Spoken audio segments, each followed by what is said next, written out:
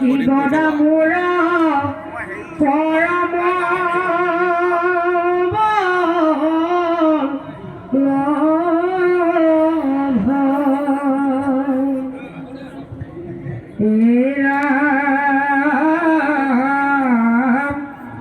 সুদৰ্শন পাঞ্চজন্য শংখশ্ৰেষ্ঠতৰ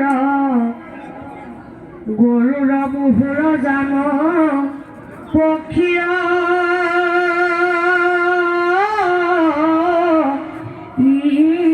ঈশ্বৰ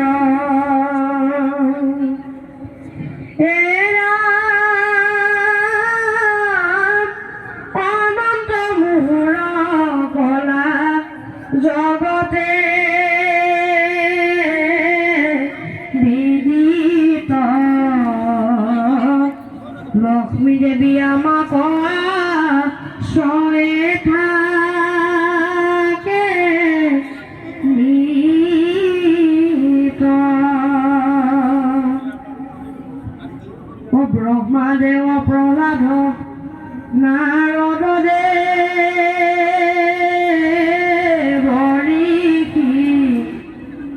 আৰু স্মৰণৰ স্থান শুনিও হৰিষি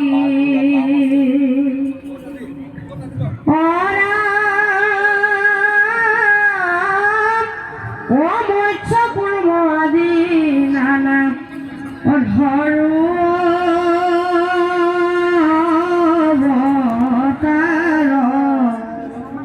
কৰি আছো কৰ্মশ্ৰয় জগতে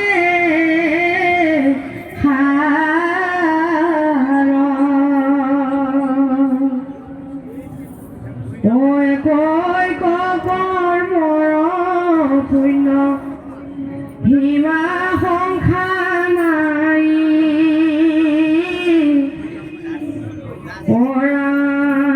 স্মৰণতে যত পাপ হয় না সজাই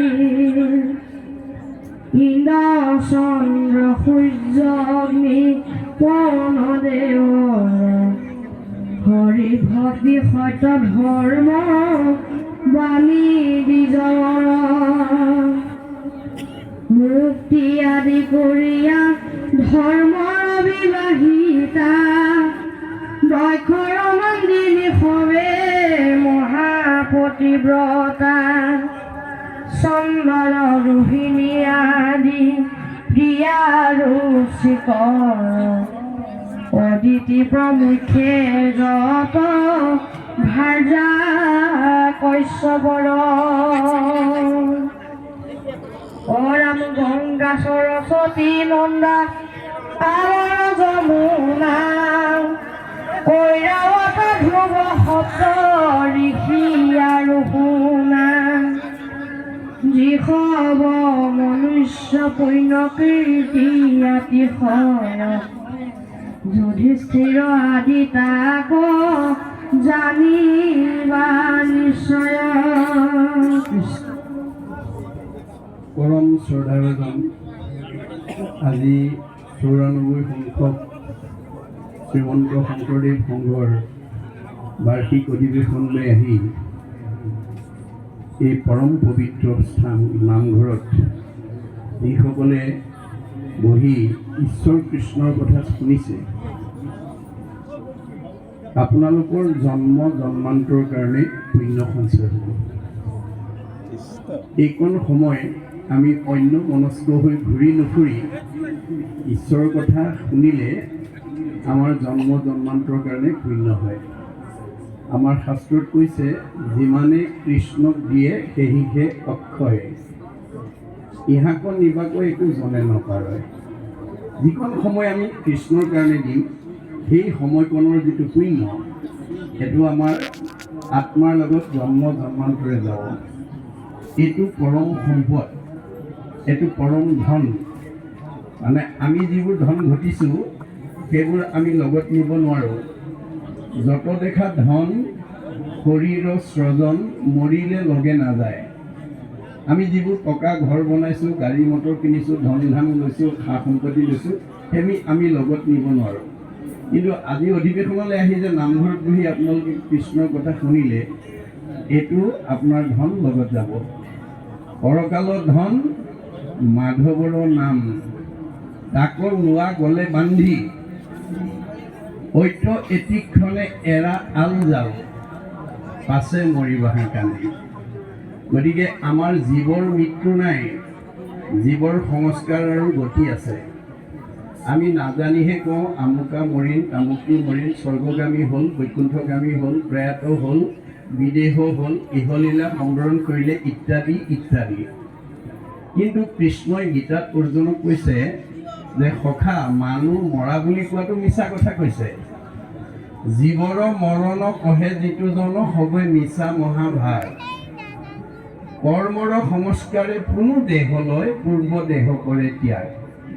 আমাৰ জীৱৰ সংস্কাৰৰ গতি আছে, মৃত্যুটো কেৱল দেহৰহে আছে। দেহৰেহে ধৰ্ম জনম মৰণ। আমাৰ দেহটোৰ জন্ম আৰু মৃত্যু আছে, জীৱৰ কি আছে? সংস্কাৰ আৰু গতি। আমাৰ জীৱৰ সংস্কাৰ আৰু গতি কেনেকৈ হ'ব? গীতাত কৈছে, যেন যুগে তৃণ পাইলে এৰয় অপৰ, জীৱৰ দেহৰ জানা সেহি পতন্ত্ৰ। এটা শ্ৰেণী যুগে মুখৰ আগত আন এডাল বন নোপোৱালৈকে ঈশ্বৰডাল এৰি নিদিয়ে। ঠিক তেনেকৈ আমাৰ দেহত থকা জীৱটোৱে আন এটা দেহ নোপোৱালৈকে এইটো দেহৰ পৰা ওলাই নাযায়। আৰু এটা উপমা দিছে, যেন নৱ বস্ত্ৰক পুৰুষে পিন্ধে আগ, পুৰাতন বস্ত্ৰ পাছে কৰে পৰিত্যাগ। আপুনি ফটা চোলা এটা পিন্ধি আছিলে, নতুন এটা বজাৰৰ পৰা কিনি অনাৰ লগে লগে আমি পুৰণাটো পেলাই নতুনটো যেনেকৈ পিন্ধো, আমাৰ দেহত থকা জীৱটোৱেও এই পুৰণা দেহটো এৰি নতুন দেহলৈ যাব। এতিয়া আপুনি অধিৱেশনলৈ আহি অন্যান্য চিন্তাত এনেই সময়টো ঘূৰি পকি কটালে নে ঈশ্বৰৰ কথা শুনি কটালে? যদি ঈশ্বৰৰ কথা শুনে, যে এইটো ধন লগত যাব, আৰু বাকীবিলাক আপুনি যিমান ইয়াৰ পৰা বস্তু ক্ৰয় বিক্ৰয় কৰি নিব, সেইবোৰ চব ইয়াতে এৰি থাক।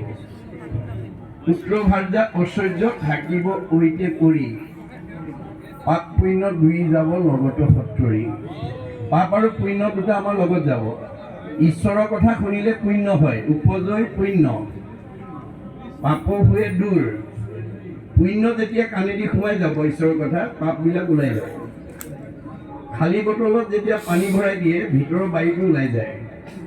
ঠিক তেনেকৈ মাধৱদেৱে কৈছে, কৰ্ণপথে ভকতৰ হিয়াত প্ৰৱেশী হৈ, দুৰ্বাসনা ভৰে সমস্ত। জলৰ যতে কমল, যেহেন শৰতকালে স্বভাৱতে নিৰ্মল হয়। যে শৰৎকালৰ পানীৰ দৰে আমাৰ মনটো নিৰ্মল হৈ যাব।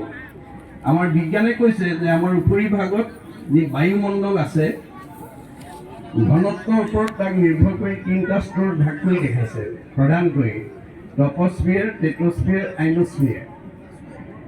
আমাৰ ঈশ্বৰৰ কথা শুনা জীৱ, ডেকা ল'ৰাই হওক, গাভৰু ছোৱালীয়ে হওক, বোৱাৰীয়ে হওক, জীয়াৰীয়ে হওক, বাল্যই হওক, বৃদ্ধই হওক, ঈশ্বৰৰ কথা শুনা জীৱ ইমান নিৰ্মল হৈ যাব, প্ৰয়াণৰ পিছত একদম ৰকেটৰ দৰে তিনিটা লেয়াৰ ভেদ কৰি 14 ব্ৰহ্মাণ্ডৰ বাহিৰত শুদ্ধ জীৱৰ কাৰণে, ভকতৰ কাৰণে নিৰ্মাণ কৰি থোৱা বৈকুণ্ঠত অৱস্থান কৰিব। ই আৰু ঘূৰি আহিব নালাগে।